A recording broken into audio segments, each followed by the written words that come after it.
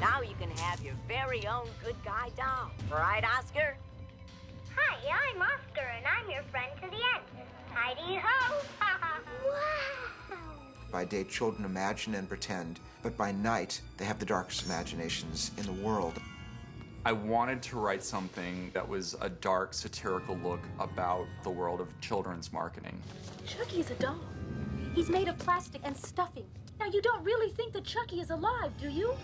It was really fun to make it something dark and evil. Hi, I'm Chucky. Wanna play?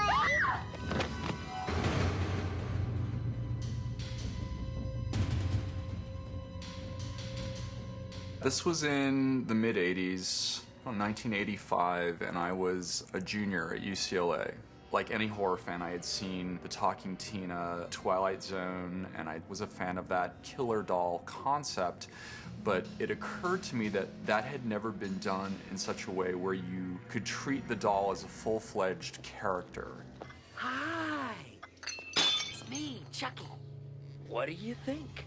I had been in London with my wife, and I had read a book called The Victorian Dollhouse Murders because I was fascinated by dolls. They scared me. And I said to the woman that was running development for me at the time that I would love to do something with dolls. And she said that there was a script about 6 months ago called Blood Buddy, written by a young, talented writer, but it had not sold. My title for the original script first was Batteries Not Included.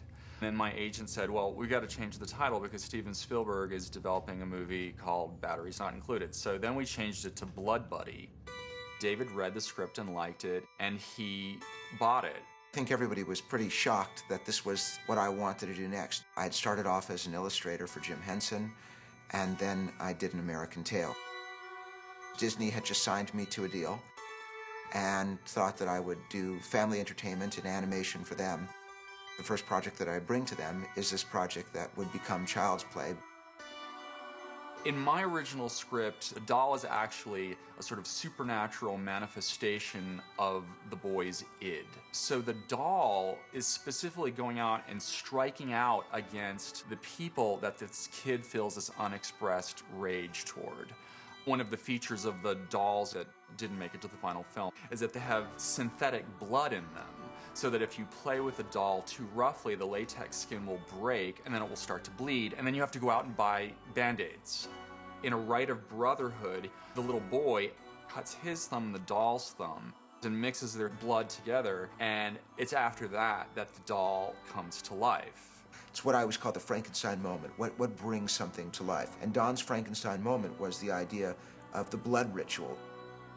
I really did like the idea of the story, but there were elements to me that were missing. But what was very important to me was to really give more of a specific to the central villain of the story. Hello, Andy. The first thing that happened was David attached Tom Holland to the project. Tom Holland had written and directed Fright Night, and that was really good. So I was very excited. For a long time, one of the most frightening memories I had was as a small boy being afraid of my toys. And there's been all the publicity recently on these new animatronic dolls, and the idea of writing a story about a little 6-year-old boy who insists his doll is alive, I thought was fascinating. Tom went off and rewrote it, and then they brought in a writer named John LaFia. When I got hired to do it, I went to Toys R Us, and I spent a whole afternoon there looking at all the dolls and all the ones that could talk, to really see how many things could they say. Hi, I'm Chucky, and I'm your friend to the end. Heidi-ho! There were some significant changes between my original script and the final version of the movie. In my original script, the mom, I had her as the advertising executive, who's sort of the mastermind behind the whole campaign, because I just thought that that made the satire of that world a little more pointed. For our director and the other writer, John LaFia, the idea of her being a single mother that was struggling was very important because she couldn't afford to buy the doll. That was important, that she was recently divorced. The kid was having issues because of that, and we don't know, is this kid unhinged? Mommy, I know who was on the kitchen counter. thought I Who? Chucky. Your doll? I felt that there needed to be more of a backstory with something malevolent that would possess this doll to be so evil, and that was the soul of the serial killer. And the history was that he was the Lakeshore Strangler.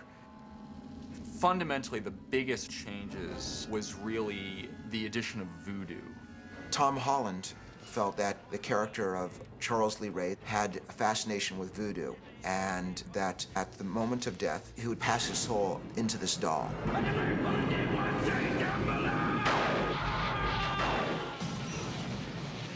Chucky goes to his voodoo instructor. Your own personal mojo, Doc. Give me that. And I just thought, well, that's a whole other kind of magic that's going on in this movie. So it's like, well, if he has a voodoo doll of this guy, why can't he make voodoo dolls of all the other people he wants to kill?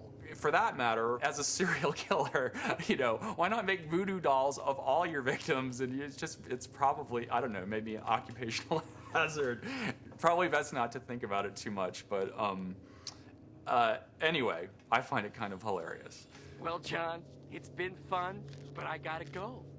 I have a date with a 6-year-old boy. And you have a date with death. It was very exciting because there were a lot of studios that were interested in this concept. A man named Tony Thermopoulos, that was head of MGM UA, came out to my office and convinced me why they would be the right studio to make this film. And he also said to me, I want you to not only come make this film there, but come make many films, and I want it to be a place that not only you can thrive and be successful, but a place that you can also fail. And I was very, very taken by that. And these people were incredible as just a support group in getting this film made.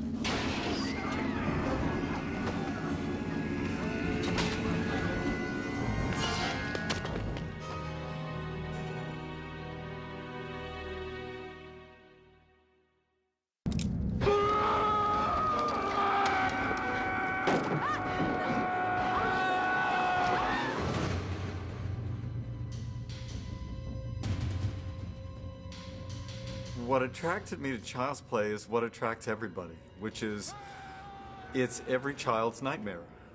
The doll that comes to life, that comes from, of all people, Brad Dourif, who's actually a wonderful guy. The script came to me while I was shooting a film somewhere in New Mexico. And it was Tom Holland who said, there's this character who's going to be eventually a doll. Do you want to do it? And I said, sure. We had to find the mother, and we interviewed quite a few people. Catherine came in, and Tom was very excited about her, and I thought she was adorable and cute and wholesome, and she read for the part, and she was excellent. The script for Child's Play came to me through my agent, and it was very emotional. There were even more scenes between the mother and son, and it was a very rich backstory of how I was a single mother, what happened to my husband, why my son is traumatized, prone to fantasy, so that's partly why we don't believe him when he talks about the doll. You know perfectly well that you're making this up. But I'm not. Chucky's alive. Really, he Andy, is. Chucky is a doll. And then from that point, we had to find a little boy, and it's difficult to find a little kid that can really kind of go through what this film was about to ask of he and his family. I got the audition for Child's Play. They brought me back for a callback, and I had to do the line, Aunt Maggie was a real bitch and got what she deserved. He said Aunt Maggie was a real bitch and got what she deserved. And I wasn't comfortable saying that. So when it got to that part in the reading, I said, I'm sorry, I can't remember the next line. I don't remember it. They said, and they gave me the line. They said, you remember, try it again, start over. And when I got to that line, I was like, look, I'm having a really hard time remembering this. I can't remember it. And they said, okay, look, we'll start over from the beginning and see how it goes. And it comes over, and it got to that line, and I broke down. I said, I'm sorry, I knew the line, I just couldn't say it in front of you. I couldn't get myself to say it. And I think they were so convinced that I had really forgotten the lines. They said, hey, this kid could act. He fooled all of us. Let's give him the job. I was not married. I was not a mother, and I'm playing a mother. It was my first mother role. I remember we were a little uncomfortable trying to set up our dynamic between the two of us. We had the first run through, and here's this little 6-year-old and there was this tension, and he could feel that I didn't know what to do with children. So I don't know if it was my mother or my acting coach who came up with this idea for her to give me this little, they found this little crystal ball. Alex's mom gave me a little thing and said, tell him that this is for him. She took me aside and she said, okay, this is a magic ball, and you gotta hold on to this. You know, and so just slowly started to break down the ice. It was like a real bonding experience for us, and I still have this thing at my house. By the time we started principal photography, you know, we were tight and close.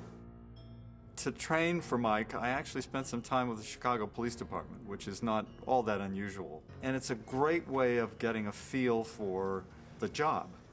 I went on a couple of actually rather frightening calls with these 2 detectives that I worked with, and I must say, I was scared witless. Good night, asshole. Tom Holland was pro rehearsal. I got you.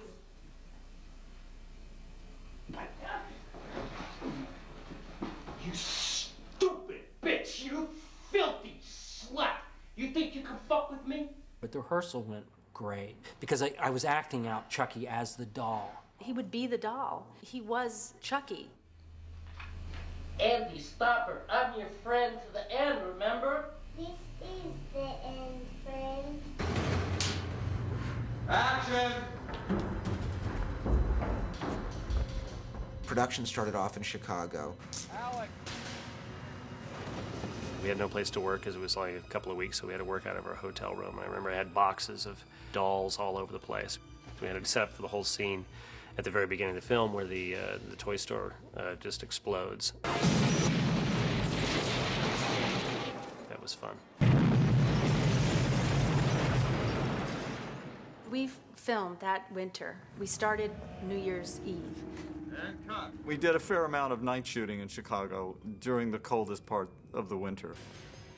I had to do my stuff as Charles Lee Ray, and that just involved a lot of running in very cold weather. Don't leave me, God, no! There was a scene in which Catherine Hicks, who plays Karen, gets in a cab, and I try to stop her. You hear me? You don't want to go down there at this time of night! I walk out of the door, and I go to stop her, and literally, I walked out and I went, my vocal cords froze in my throat. All the exteriors were done in Chicago, but the interiors were really done back in Culver City on the lot there. We got back to LA, and I thought, well, here's the doll. Working on the set with all the cool stuff that they had to make Chucky and all the different sets that they had was the coolest thing for me. It was really exciting just to do all these things, you know, with people that were so incredibly versed at doing these effects. Kevin really asked a great deal of his crew and really pushed everybody to the very end to try to make the doll do things that was demanded of it in the course of the production. It took a while to find his character, too. It was the first time we ever did it, so, you know, the puppeteers were adding to this. It took us almost the whole film just to figure out who he was. How about a sneeze? I like that. Ready?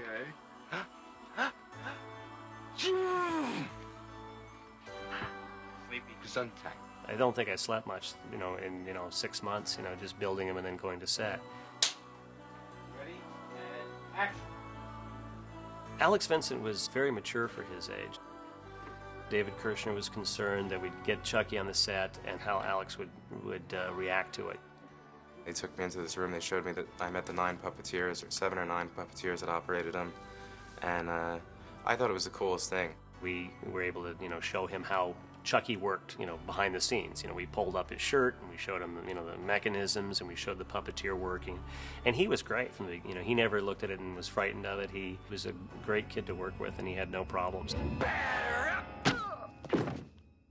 I think the most popular question that I've been asked my whole life is if I was afraid making the movie. And I always say, you know, when they said cut, he stopped trying to kill me. So I had nothing to be afraid of. I am amazed in looking at it, what we were able to accomplish with very simple, rudimentary filmmaking techniques. There's a scene where Chucky's walking down a hall, and You know, what you don't see is that there's a dolly that's being pushed as the camera's on him as he's looking back and forth across this hall. And it worked incredibly well. Sometimes we would use a version of the house that was 30% larger. So when we put a little person in a costume, that little person looked like he was much smaller. Several times we used Ed Gale. He's about 10 inches taller than Chucky. We would come to the shop and he would study the doll because we decided if he just moved fluently, we could not mimic that. The wonderful actor that played Chucky as a little person studied what Kevin was doing with the movements of the doll and tried to capture that movement in his movements. We used him in scenes like when Chucky gets caught on fire, he runs around. It's a 30% bigger stage, so Ed was about 30% bigger than Chucky, so they literally built an entire living room stage 30% larger. Okay. All right, you're out. Stop. I did work a lot with various mock-ups of the doll. There's a scene in which the doll attacks Detective Norris in the car, and it took weeks. I remember one day in particular where all I did was my hand on the dashboard reaching for the radio, because he ultimately grabs for the cigarette lighter to burn the doll.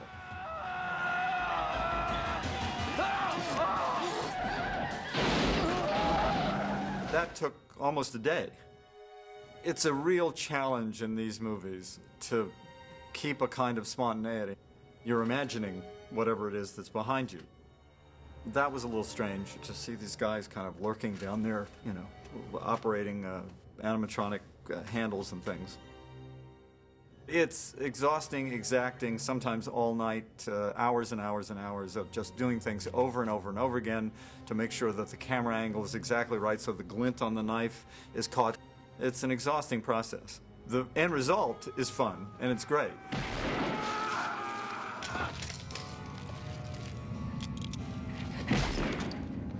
This is the best blood in the business. It's called, he calls it real blood, R-E-E-L, and I'm not kidding. They use it in all the movies. In terms of my acting, I would substitute for Chucky a snake, like I hate snakes. I would just make myself afraid by thinking it was a snake under the sofa. I had already heard the name Kevin Yeager, and I'd seen you with the puppeteers, and I thought, oh my God, he's so cute. I had one scene left, and I saw him sort of go out the door, you know, way at the end of the soundstage, and I thought, I wonder if he stayed to watch me. That's my first time I saw you. And you were in love instantly? Uh-huh. You were. You don't remember meeting me the first time. I walked up, Miss Hicks, and I handed you the doll, and you were hot. In, you know, the middle of all of that, horror, death, blood, violence, two people found each other. And we're still together. Yeah, 17 years. There was a whole cut of the movie where Tom brought in an actress to do the voice of Chucky. They were just going to replace my voice stuff. Just let me be Charles Lee Ray, and they were going to do the voice. But it totally didn't work. Even though Brad Dourif played Charles Lee Ray in the prologue, there was a whole cut of the movie, and it's really funny because Chucky sounds gay. By the time they came back to me, they were a little on the desperate side. You know, when I came here learning all that stuff about how to beat death, I thought maybe you were pulling my chain. I went back to what was that I had done originally in the first rehearsal. You mean I have to live out the rest of my life in this body? When I ADR'd it, it was very difficult. I said talk to me, damn it, or else I'm gonna throw you in the fire! You stupid bitch, you filthy slut! Did you fuck with me? There's like 2 or 3 days of losing your voice, because Chucky's always really gets his in the end. Andy, no, please. We're friends to the end, remember? This is the end, friend.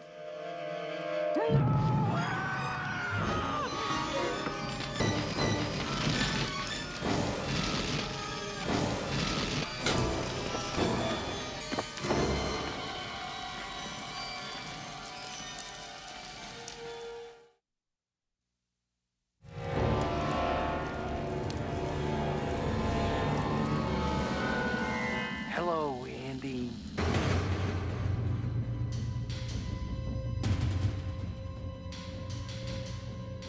The first cut of the movie was like over 2 hours. It was really long. you put it before an audience and people just kind of want to get down to it.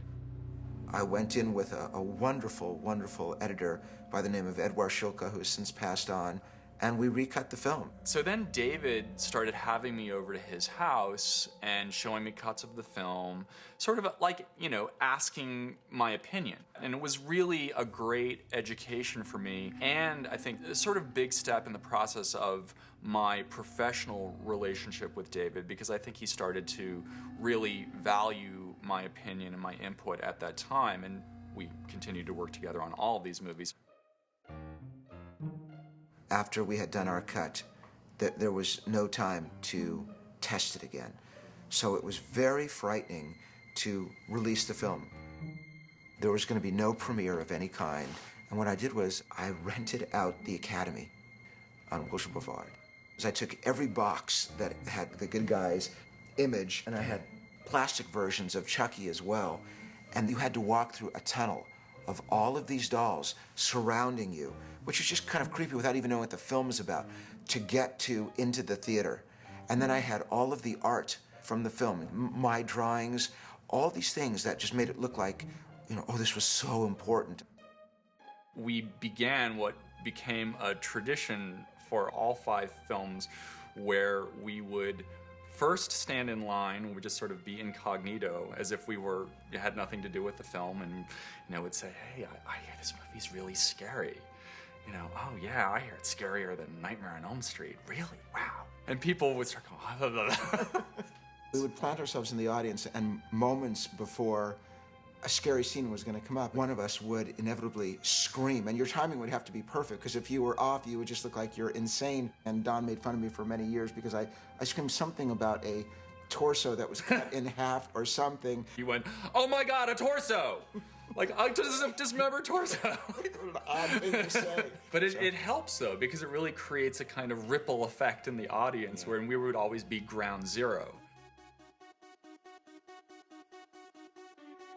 When the film was released, I remember it opened at Grauman's Chinese Theater, and it was exciting. When Child's Play came out, my grandfather bought out one of the theaters by my house. It's the first time I saw it.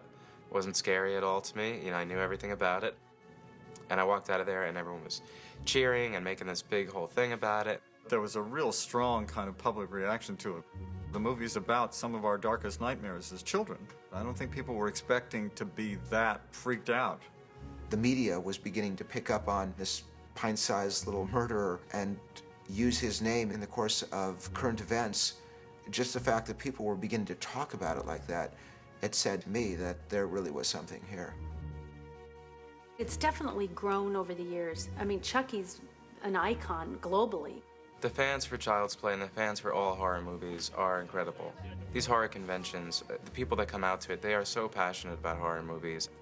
I think the fans of the Child's Play series have been really supportive to me, and they really enjoyed my character in the first few films. I do go to conventions every now and then, you know, and, you know, I get little kids who, you know, are more curious about him and ask questions, you know, how he works and things like that. I know people react to Chucky, but oddly, I've never felt like it was me. You know, unless I was like this rubber doll walking around, nobody's going to recognize me as Chucky. It's exciting for me today when someone hears that I was so involved with the Chucky films, because I love hearing that frightened me to death as a child, and you don't know how many nightmares that gave me. Chucky is a horror icon. I get the same reaction from people today as I did back then. You know, it's always either, oh, Chucky, you know, if they find out that I do Chucky, or it's, oh, that thing, oh my God, that thing just scared the crap out of me when I was a kid, you know, or whatever. I get that today, so it stood the test of time, you know. That little guy's really got a lot of mileage. David and I think one of the reasons we initially bonded was that we both had this unabashed love of the horror genre, and we're not people who condescend to it. We really do love it, and we're incredibly thrilled and proud that this movie that we made 20 years ago and the character that we presented to the fans has really been embraced in such a big way. What do you think?